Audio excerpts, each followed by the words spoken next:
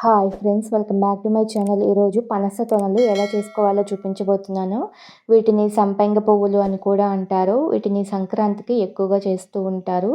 కరకరలాడుతూ తీయగా చాలా టేస్టీగా ఉంటాయి. మైదా లేకుండా గోధుమ పిండితో హెల్దీగా ఈ స్వీట్ని చేసుకోవచ్చు.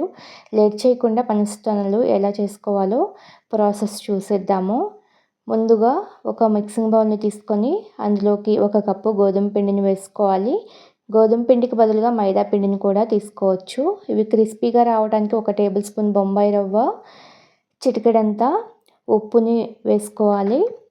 అలానే 1 టేబుల్ స్పూన్ ఆయిల్ని బాగా వేడి చేసి వేడి నూనెని వేసుకోవాలి.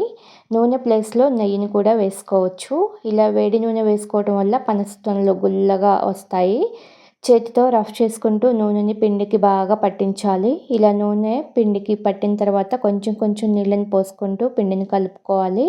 నీళ్ళన్నీ ఒకేసారి పోసుకోకుండా కొద్దిగా పోసుకుంటూ కలుపుకోవాలి. పిండిని మరీ పలుచగా కాకుండా కొంచెం గట్టిగానే కలుపుకోవాలి. పూరీ పిండిని ఎలా కలుపుకుంటామో అదేవిధంగా కొంచెం గట్టిగా కలుపుకోవాలి. ఇలా కొంచెం సాఫ్ట్గా కలుపుకోవడం వల్ల పనస తొనలు మెత్తగా లేకుండా క్రిస్పీగా వస్తాయి. చూడండి, పిండిని ఈ విధంగా కలుపుకోవాలి. ఇలా సాఫ్ట్ పిండి ముద్దలా కలుపుకొని మూత పెట్టి 10 నిమిషాలు పక్కన పెట్టుకోవాలి. 10 నిమిషాలకి పిండి చక్కగా నానిపోతుంది. ఈ పిండిని మరలా ఒకసారి బాగా కలుపుకోవాలి. ఇలా ఒకసారి బాగా కలిపిన తర్వాత ఈ పిండి ముద్దని ఫ్లోర్ పైన పెట్టి కొంచెం పొడవుగా రోల్ చేసుకోవాలి. ఈ విధంగా ఎంత వీలైతే అంత సన్నగా పొడవుగా రోల్ చేసుకోవాలి. ఇప్పుడు చాకుతో ఈవెన్గా పీసెస్లా కట్ చేసుకోవాలి. ఇలా కట్ చేసుకోవటం వల్ల అన్నీ సమానంగా వస్తాయి. అలానే ఉండలు కూడా ఫాస్ట్గా చేసుకోవచ్చు. ఇలా కట్ చేసుకున్న పీసెస్ నుంచి ఒక్కొక్క పిండి ముద్దను తీసుకొని రౌండ్గా చేసుకోవాలి. ఇలానే పీసెస్ అన్నిటినీ రౌండ్గా చేసుకొని రెడీగా పెట్టుకోవాలి.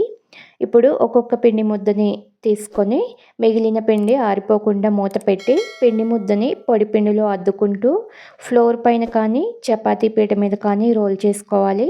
వీటిని పూరీలా రౌండ్గా కాకుండా ఓవెల్ షేప్లో వచ్చేలా రోల్ చేసుకోవాలి.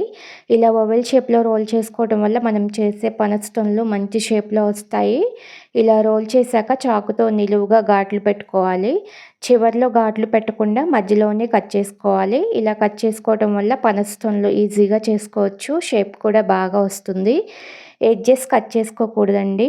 ఇలా కట్ చేసుకున్న తర్వాత చివర్లు ఇలా ఫోల్డ్ చేస్తూ లైట్గా ప్రెస్ చేసుకుంటూ దగ్గరగా తెచ్చుకోవాలి.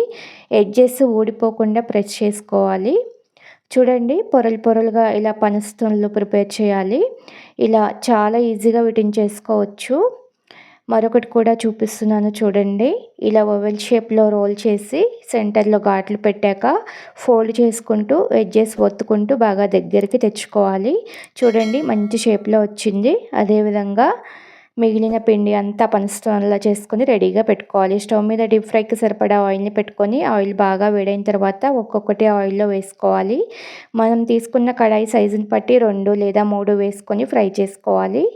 ఫ్రై చేసుకోవడానికి వీలుగా ఉండేలాగా వేసుకొని లో టు మీడియం ఫ్లేమ్లో ఫ్రై చేసుకోవాలి. మరీ లో ఫ్లేమ్లో ఫ్రై చేస్తే ఆయిల్ బాగా పీల్చుకుంటాయి. హై ఫ్లేమ్లో ఫ్రై చేస్తే కలర్ వస్తాయి కానీ మెత్తగా ఉంటాయి. కాబట్టి ఫ్లేమ్ని లో టు మీడియం మధ్యలో పెట్టి ఫ్రై చేసుకోవాలి. ఇలా మంచి గోల్డెన్ బ్రౌన్ కలర్కి వచ్చి క్రిస్పీగా ఫ్రై అయిన తర్వాత ఆయిల్ నుంచి తీసేసుకోవాలి. అదేవిధంగా మిగిలిన పనస తొనలు కూడా ఫ్రై చేసుకోవాలి. ఇలా అన్నిటినీ ఫ్రై చేసుకున్న తర్వాత ప్యాన్లోకి ఏ కప్పుతో పిండి తీసుకున్నామో అదే కప్పుతో 1 కప్పు పంచదారని వేసుకోవాలి. అరకప్పు నీళ్ళని వేసుకోవాలి. మీడియం ఫ్లేమ్లో పెట్టి పాకాన్ని ప్రిపేర్ చేసుకుందాము. పంచదార కరిగి పాకం అనేది తీగ పాకంలో రావాలి. ఈ స్వీట్ని అప్పటికప్పుడు తినాలి అనుకుంటే లేత తీగ పాకం పట్టుకోవాలి. స్టోర్ చేసుకోవాలి అనుకుంటే ముదురు తీగ పాకం పట్టుకోవాలి. 1/2 టీ స్పూన్ యాలకుల పొడి వేసుకొని మిక్స్ చేసుకోవాలి. ఇలా ఒక 2-3 నిమిషాలు పాకాన్ని బాగా మరిగించాక పాకాన్ని చెక్ చేసుకుందాము. చేతితో పాకాన్ని తీసుకుని చూస్తే ఇలా తీగలా రావాలి. అలా వస్తే పాకం వచ్చినట్లేనండి. పాకం ఇలా ప్రిపేర్ చేసుకున్నాక స్టవ్ ఆపేసి పనస తొనలను వేసుకోవాలి. వీటికి పాకాన్ని బాగా పట్టించాలి.